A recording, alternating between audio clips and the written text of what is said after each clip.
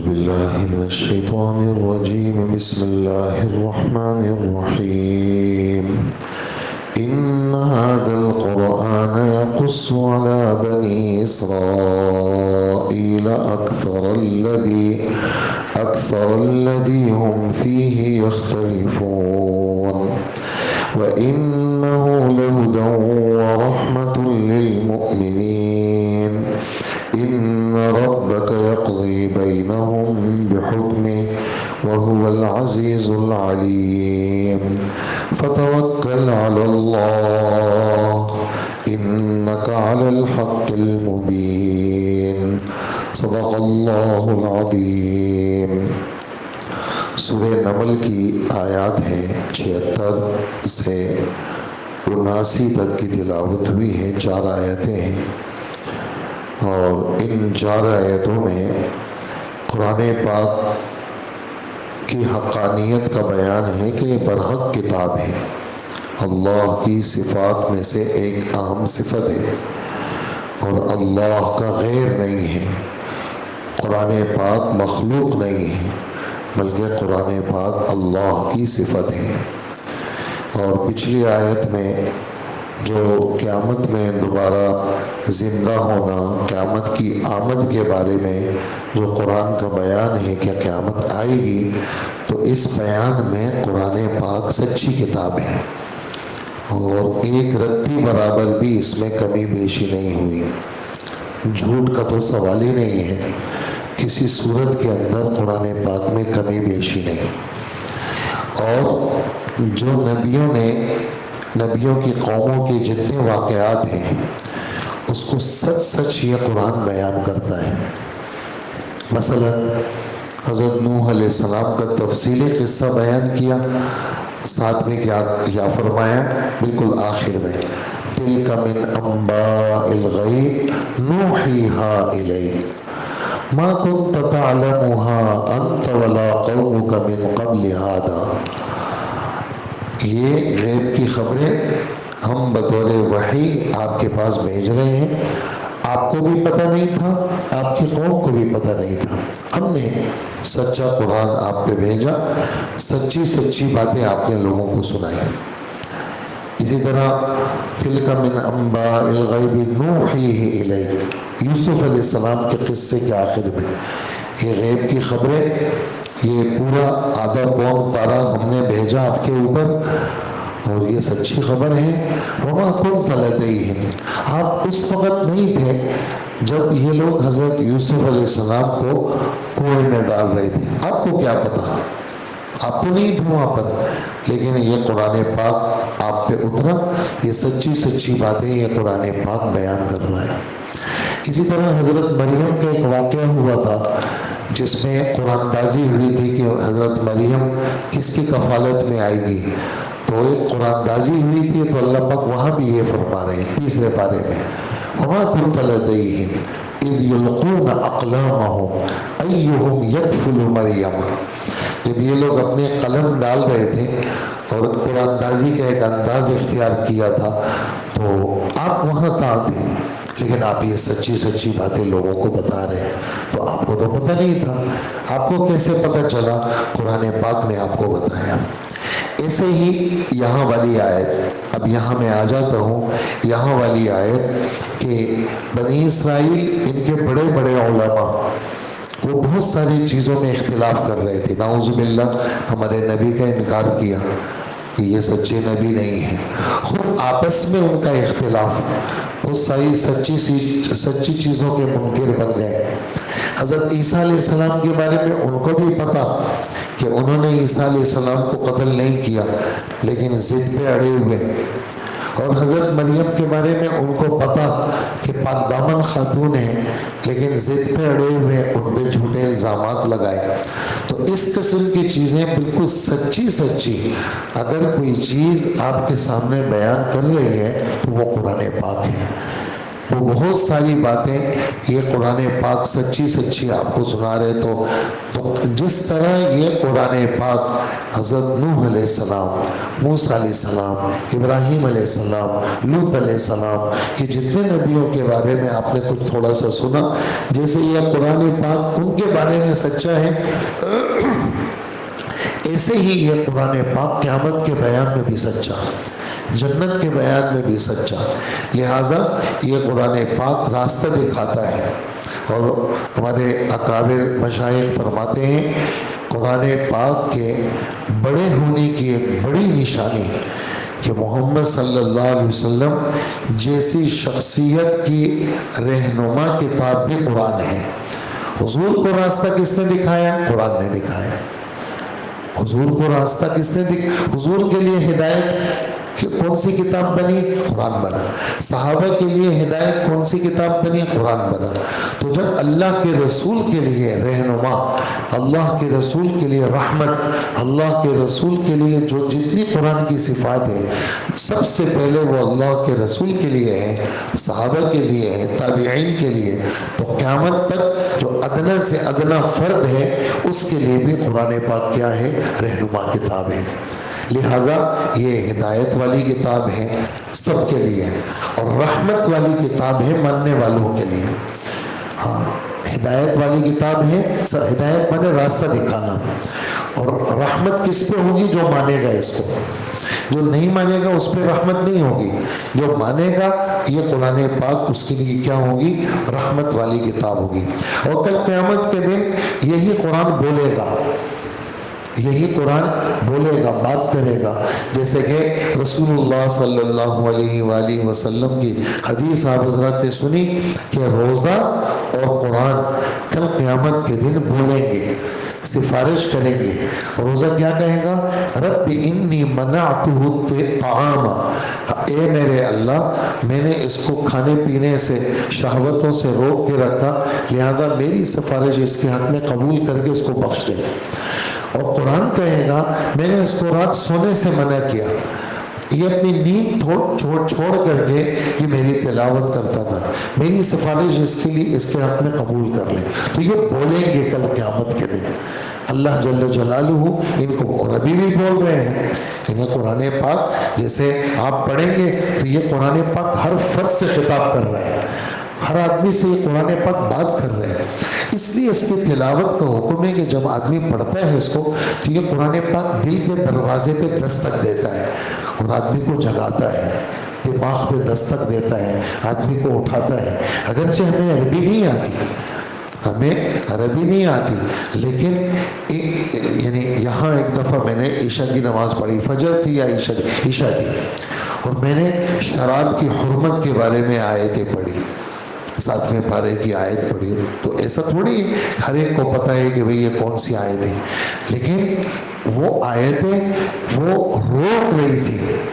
ایک آدمی میرے پاس آیا اور کہنے لگا کہ میں نے عشاء پڑھی یہاں پر اور میں اس گناہ کے اندر مبتلا، اور میں توبہ کرتا ہوں میں آئندہ یہ گناہ نہیں کروں گا۔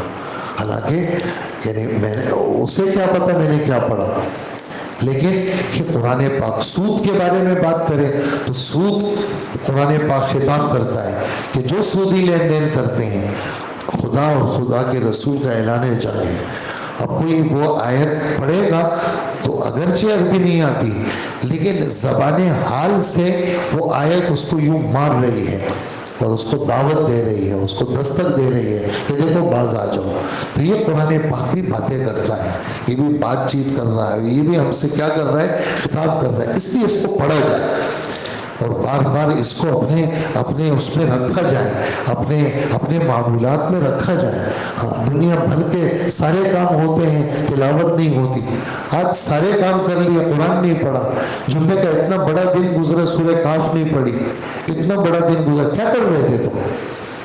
ناشتہ بھی تم نے کر لیا، 15 منٹ کے کام میں تم ایک گھنٹہ لگاتے ہو اور مزے لے لے کے چیزیں کھاتے ہو، تو 10 منٹ تمہارے پاس سورہ کاف کے لیے نہیں نکلے۔ تو کہتے ہیں نا وقت نہیں ہے، وقت ہم ضائع کرتے ہیں۔ تو اس لیے قرآن پاک جب آدمی پڑھتا ہے تو یہ آدمی کے اندر کو بدل دیتا ہے اور آدمی کے اندر کی کیفیت بدل جاتی ہے، خدا کا قرب اس کو ملتا ہے۔ اس لیے تلاوت سے فراغت اور تلاوت نہ کرنا یہ انتہائی بدبختی ہے۔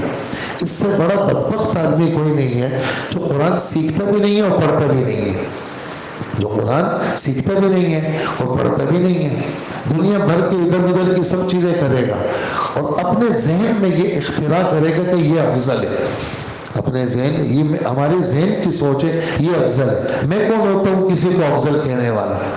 جب اللہ جل جلالہ ایک چیز کو افضل قرار دے رہے ہیں تو میری کیا مجال ہے میں اس کے مقابلے میں کہوں یہ افضل ہے؟ ہمیں کیا پتا، ہمیں تو کچھ پتہ نہیں کون سی چیز افضل ہے۔ تو جو بات ممبر سے بیان ہو اور آسمانی بات ہو اور دلیل کے ساتھ ہو، آدمی کا دل اس پر مطمئن ہونا چاہیے، نہیں یہ کہ زید عمر بکر نے ایک بات کر لی وہ میں نے لے لی اور باقی جو ممبر کی بات ہے، قرآن و حدیث کی بات ہے، وہ میرے نزدیک ہلکی بات ہے، جو خدا کی بات وہ ہلکی بات، جو زید عمر کی بات وہ بھاری بات۔ تو یہ میری بدبختی ہے، اس کے سوا کچھ نہیں ہے۔ تو آدمی کو خوشبختی مانگنی چاہیے اور ہدایت مانگنی چاہیے اللہ پاک، جو آپ کی باتیں ہیں اس کا حق اور سچ ہونا میرے اوپر کیا کر لے، وہ واضح کر لے۔ تہجد کی ایک دعا ہے، حضور صلی اللہ علیہ وآلہ وسلم تہجد کے لیے بخاری شریف مسلم شریف تہجد کے لیے بھی کھڑے ہو رہے اور اس وقت دعا مانگ رہے ہیں۔ کیا ابھی نماز شروع نہیں کی، کیا دعا مانگ رہے ہیں؟ اللہم فاطر السماوات والارض عالم الغیب والشہادہ انت تحکم بین عبادک فیما کانوا فیہ یختلفون اہدنی لما اختلف فیہ من الحق باذنک انک تہدی من تشاء الی صراط مستقیم۔ دعا ہے یہ، اے آسمان و زمین کے پیدا کرنے والے، اے غیب اور ظاہر سب کو جاننے والے خدا، تو کل قیامت کے دن عملی فیصلہ کرے گا، لیکن اے اللہ اس وقت لوگ اختلاف کر رہے ہیں، کوئی کہتا ہے یہ صحیح ہے، کوئی کہتا ہے یہ صحیح ہے، کوئی کہتا ہے یہ بڑا ہے، کوئی کہتا ہے یہ چھوٹا ہے۔ ہر آدمی کی اپنی اپنی ذہنیت ہے، ہر آدمی نے اپنے اپنے ذہن میں ایک درجے رکھے ہوئے ہیں، یہ افضل، یہ نیچے، یہ اوپر، اپنا اپنا ذہن ہے۔ اے اللہ یہ لوگ ہر ایک آدمی کہتے ہیں یہ اچھا ہے، اے اللہ جو اچھا ہے آپ کے ہاں بس میرے دل میں وہ ڈال دیں۔ اب ہمیں کیا پتہ، حاجی عبدالوہاب صاحب ایک دن ممبر پہ فرمانے لگے کہ یہ دعا مانگا کرو، اے اللہ اس وقت آپ کی چاہت کیا ہے، آپ کیا چاہتے ہیں؟ یا اللہ اپنی چاہت میرے دل میں ڈال دے۔ یا اللہ، یعنی حضرت کے الفاظ تو منشا کے تھے، تو منشا کے معنی چاہت کے ہیں، کہ اللہ اپنی منشا مجھ پہ کھول دے کہ آپ کی اس وقت کیا منشا ہے، آپ کیا چاہتے ہیں۔ تو یہ قرآن پاک اس کو لینا پڑے گا، نہیں لیں گے تو ٹھوکریں کھائیں گے۔ ہاں اس کی دعوت دیں، لوگوں کو بلائیں، اپنے بچوں کو کہیں، پیار سے سمجھائیں، بیٹا تم حافظ ہو، قرآن نہیں پڑھتے ہو، پکڑے جاؤ گے۔ ہاں تمہاری ادھر ادھر کی یہ مصروفیت سمجھ میں نہیں آتی اور ایک دم پکڑ بھی نہیں آتی، وہ تو اچانک پکڑ آتی ہے لیکن اس وقت پھر موقع نہیں ہوتا۔ پکڑ جب آتی ہے وہ اچانک آتی ہے، پھر بھاگنے کا راستہ نہیں ملتا، پھر بہت آدمی ہاتھ پیر مارتا ہے لیکن جگر ہی فیل ہو گیا، پھر بہت ہاتھ پیر مارتا ہے، گردے ہی کام نہیں کر رہے، دماغی شل ہو گیا، دل کے سارے وال ہی بند ہو گئے، اب کیا کرو گے؟ تو اب جب وقت ہے اس وقت آدمی کی اکڑ ختم نہیں ہوتی، آدمی کہتا ہے میں ہوں، آپ دیکھ کے دکھاؤ میں مجھ سے بڑا ہے کوئی، لیکن جب وہ شکنجے میں پھنس جاتا ہے پھر کہتا ہے کہ میں کیسے چھوٹوں، تو پھر چھوٹنے کے دروازے بند ہو گئے۔ اب جب سمجھایا جا رہا ہے تو وہ اس کو نظر انداز کر رہے ہیں، اس کو بات کی جاتی ہے وہ اس کو پیچھے پھینک دیتا ہے، کچھ نہیں ہے یہ، ہم نے تو بڑی ریسرچ کر لی کچھ بھی نہیں ہوا۔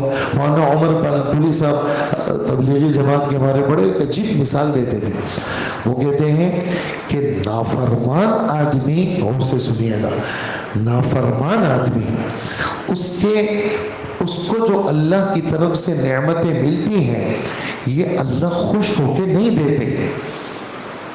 نافرمان آدمی کو جو نعمتیں ملتی ہیں اس کی مثال سمجھو، جیسے چوہے کے لیے آپ نے چوہے کو پکڑنے کے لیے اس کی وہ کوڑھی لگائی اور اس کے اندر آپ نے پراٹھے رکھے، تلا ہوا گوشت رکھا، آپ نے تلی ہوئی چیزیں رکھی، تو یہ خوش ہو کے رکھی، کہ یہ چوہا آتا ہے ہمارے اناج کو کھاتا ہے، ہمارے آٹے کو کھاتا ہے، صندوق میں گھس گیا، ہمارے نئے نئے سوٹ کا بیڑا غرق کر دیا، چلو اس کو ہم نہیں چھوڑیں گے۔ تو جگہ جگہ وہ لگا لیے، اس کے پکڑنے کے آلات لگا لیے، اس میں طرح طرح کے کھانے رکھ دیے۔ اب ایک چوہا آیا، حضرت ایک مثال بیان کرتے ہیں، چوہا آیا، اس نے دیکھا، جا کے اور چوہوں کو بتایا کہ یار وہاں تو بڑے خوبصورت خوبصورت اور بہترین مرغن غذائیں ہیں۔ کسی نے اس چوہے کو سمجھایا کہ دیکھو تم ایسا کرو، ذرا اس میں آگے مت بڑھو، اس لیے کہ یہاں اس کے پیچھے ہلاکت ہے۔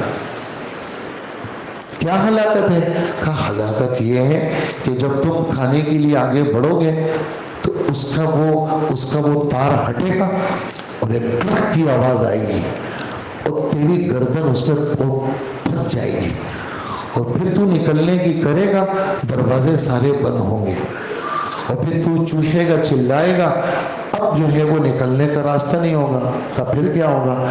کہا پھر گھر کی مستورات آئیں گی اور پانی گرم کریں گی اور گرم گرم پانی تجھ پہ ڈالے گی، اور پھر کیا ہوگا؟ بچے تیرے ساتھ کھیلیں گے، اور بلی آئے گی، جب تو مر جائے گا تو بلی آ کر کے تجھے کھا لے گی۔ تو کہنے لگا، چوہے نے کہا میں ریسرچ کرتا ہوں، مجھے ذرا ریسرچ کا موقع دیا جائے۔ تو جب جا کر کے اس نے ریسرچ کیا تو کہنے لگا یہ اونٹوں والے زمانے کی باتیں کر رہے ہو، تو دقیانوسی باتیں ہیں، ہم نے دیکھ لیا، نہ پیچھے گرم پانی ہے، نہ پیچھے وہ ٹک کی آواز ہے، اور نہ بچے ہیں اور نہ بلی ہے، یہ تم کیا ہے، یہ کھانوں سے ہمیں روک رہے ہو۔